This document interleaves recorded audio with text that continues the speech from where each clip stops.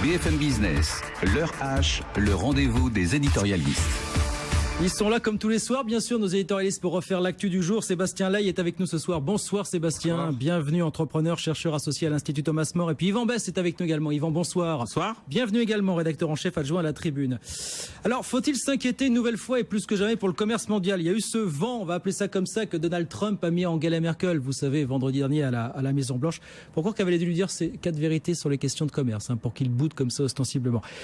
Et puis samedi, cette réunion du G20 Finance. D'habitude, vous savez qu'il leur sort un communiqué de presse assez lénifiant. Là, il s'est trouvé qu'on ne mentionnait plus explicitement la nécessité de lutter contre le protectionnisme, parce que les Américains n'ont pas voulu que cela figure dans le communiqué final, que personne ne regarde d'habitude. Mais cette fois-ci, cette absence a été remarquée. Qu'est-ce que vous dites, que les vents sont simplement mauvais, ou alors qu'on est à l'aube d'une période très difficile pour le commerce mondial? Sébastien, comment est-ce que vous regardez ça? Pour moi, nous sommes au tout début de ce que je qualifierais de changement de paradigme, sous l'égide des États-Unis, mais aussi d'autres États comme la Russie. C'est le début de la fin de ce qu'on appelait le multilatéralisme. Oui. Qu'est-ce que c'était le multilatéralisme? C'était l'idée selon laquelle les règles du commerce international pouvaient être régies par des instances supranationales.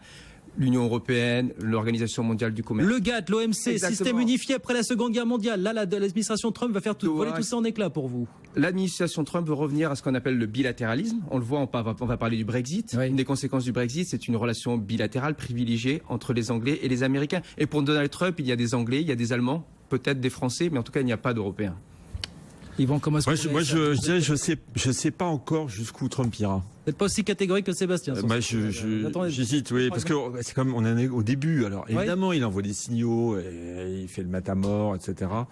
Jusqu'où il ira. Par exemple, il y a des grandes interrogations sur l'ALENA, enfin le traité avec le Mexique, le Canada, parce que tous les papiers d'économistes montrent que remettre ça en cause, mais c'est casser l'industrie. Il y a des chaînes de valeur maintenant qui sont construites avec ces pays, des produits passent la frontière, repassent dans tous les sens, etc.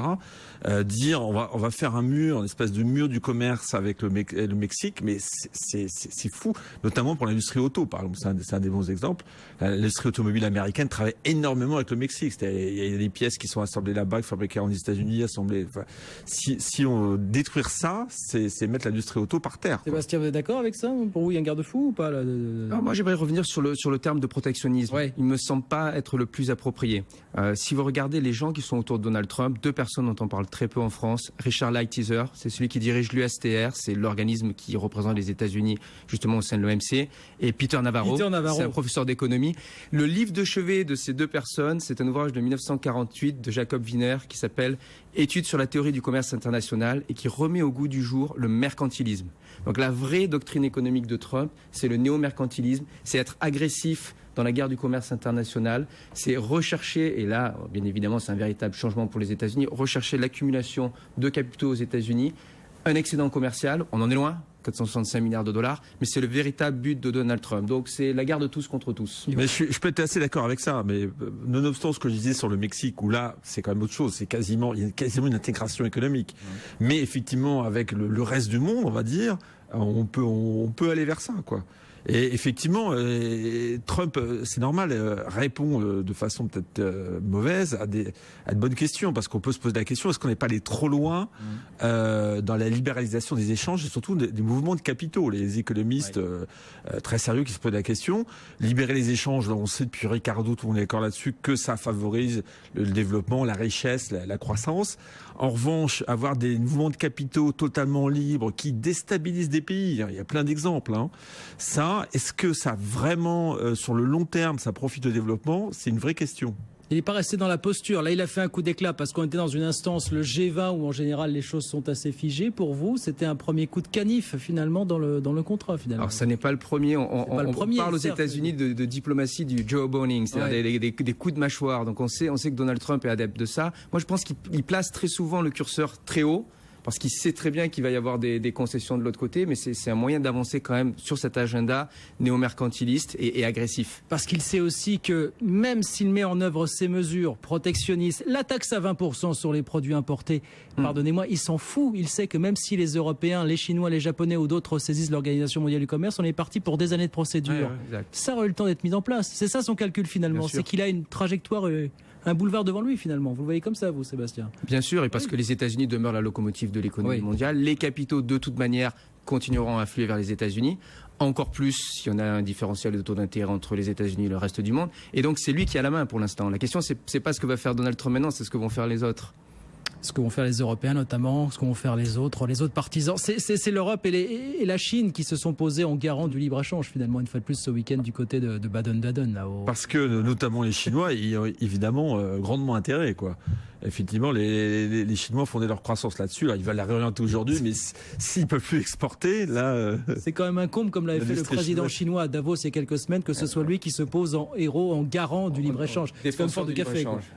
Ouais, il y a un peu d'hypocrisie, évidemment. Oui, évidemment, il y a de l'hypocrisie. Oui, les Chinois, on le sait bien. Ça paraît nouveau à l'aune des 50 dernières années, mais si on regarde l'histoire des États-Unis, c'est pas le cas. En réalité, au 19e siècle, les États-Unis avaient un très fort excédent commercial. C'est la doctrine Monroe. Ils étaient très agressifs à l'exportation. Ils finançaient le reste du monde.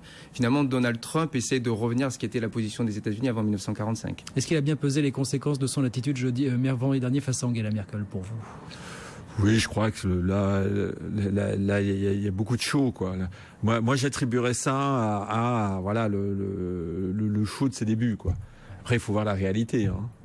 Il y a la réalité à la pratique. Voilà, les Américains ont aussi besoin des machines allemandes, de certains produits allemands. Comment est-ce que vous arbitrez ça finalement quand vous êtes Donald Trump, quand vous êtes l'Amérique, Sébastien? Tout à fait. Alors, je pense que Donald Trump, à mon avis, n'exclut pas du tout les Allemands. On voit qu'il fait attention aux Allemands beaucoup plus qu'aux Français, aux Italiens. Il parie plutôt sur l'affaiblissement de l'Europe et sur le fait que l'Allemagne va à un moment donné devoir défendre elle-même ses propres positions commerciales, nonobstant ce qu'il advienne de la France, de l'Italie ou de l'Espagne. Une manière de jouer une fois de plus, encore un peu plus, la désintégration de l'Union européenne et de la zone euro. Justement, l'Europe aura intérêt à réagir, mais va-t-elle le faire? Ça, c'est à parler d'une seule voix, à être unie, mais ça dépend largement, effectivement, des échéances électorales ici, en Allemagne, etc. Bien, en tout cas, dans tout ça, Donald Trump a un allié objectif, on l'a bien vu depuis quelques semaines, c'est Theresa May qui nous l'a donc confirmé aujourd'hui. Elle va enclencher mercredi de la semaine prochaine, donc dans 9 jours, le fameux article 50 du traité de Lisbonne qui va donc enclencher la procédure de sortie de l'Union européenne, le fameux Brexit.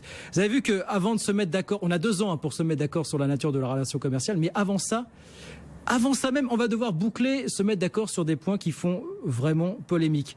Le budget européen, le montant des engagements déjà pris par le Royaume-Uni pour le budget européen, on est à 50 voire 60 milliards d'euros. Déjà là-dessus, on se dit que ça va être très très très difficile quand même. Très difficile de se mettre d'accord. Oui, pour ma part, je pense qu'il va falloir des années pour défaire les liens entre la Grande-Bretagne et l'Union européenne. Donc 2 ans pour vous, c'est peanuts? Non, c'est 5 ans. C'est au moins 5 ans. Et peut-être qu'on peut faire un pari positif ensemble et se dire qu'au cours de ces 5 prochaines années, un certain nombre de gens en Grande-Bretagne vont finir par se lasser. Peut-être vont-ils être dépités par la réaction des Écossais aussi, s'il y a un référendum. Et peut-être vont-ils non pas faire marche arrière, mais essayer de créer un nouveau modus vivendi entre le continent européen. Cela dit, en attendant, les entreprises réagissent. Hein. Oui. On voit dans la finance, dans l'assurance, il y a des grandes compagnies, Lloyds, etc., qui déjà implantent maintenant des filiales en Europe continentale. Oui. Et ça, c'est un signe. Alors, c'est pas du tout de l'abandon de la Grande-Bretagne, mais l'idée, le nouveau modèle, entre guillemets, c'est de garder un siège à Londres et d'en créer un autre, mais une vraie filiale avec un statut juridique, pas seulement établissement dépendant de Londres, au Luxembourg souvent, c'est le cas. Souvent Luxembourg, Dublin, voilà exactement, Francfort. Et donc ils prennent les devants, quoi. Mais c'est-à-dire qu'il y a tout un mouvement quand même de réorganisation de l'économie, et c'est pas illogique que les financiers soient les premiers à anticiper. Qui va être assez structurant. Le monde de la finance s'interroge, commence à prendre des initiatives. Le secteur auto aussi, on commence à repenser aux futurs investissements. Oui, c'est en train de se mettre en place, d'accélérer là, Sébastien. Comment est-ce que vous regardez ça, vous? Oui, il y a aussi un autre domaine que les gens regardent peu en France, qui est celui du domaine de la banque privée, de la gestion de fortune. Regardez ce qui est l'avenue de la Suisse. Le risque, c'est qu'aux portes de l'Europe, finalement, la Grande-Bretagne, qui a encore une économie qui se porte bien, devienne une sorte de paradis fiscal pour un certain nombre de fortunes européennes. Londres est à 3 heures de train de Paris. On sait qu'ils vont désormais jouer une forme de dévaluation compétitive, une forme de compétition avec le continent. Ça, c'est quand même un risque pour nous aussi. C'est ce qui va se jouer, oui.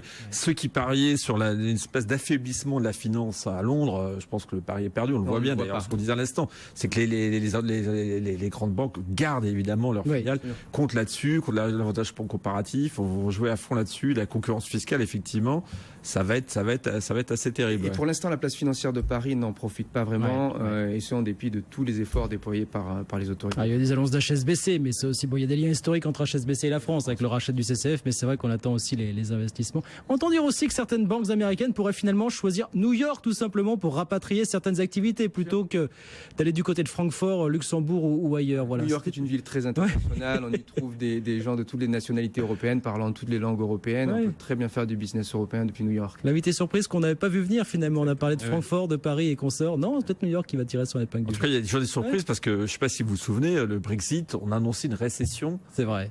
Pour la Grande-Bretagne au T4 2016, qui n'a évidemment pas eu lieu. Oui, sauf que là, les instituts commencent à dire que ça pourrait se corser quand même en début de cette année. Hein, peut-être oui, peut-être, mais en tout cas, c'est la consommation tient, etc. En matière de prévision, l'avenir, comme on dit. Toujours incertain, comme on pensait que les marchés allaient s'effondrer, que la croissance allait s'effondrer. Non, jusqu'à présent, la croissance en Grande-Bretagne a plutôt bien résisté. Affaire à suivre, mais on va donc rentrer dans le vif du sujet, dans le concret, dans 9 jours, donc, avec l'activation de ce fameux article 50 dont on parle, bien sûr, depuis des mois. Merci, monsieur, d'être venu ce soir sur BFM Business.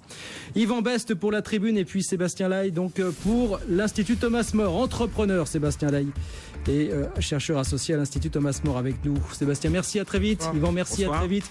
18h30 dans 3 minutes sur BFM Business, on vous redonne les grands titres de l'actualité. L'orage continue.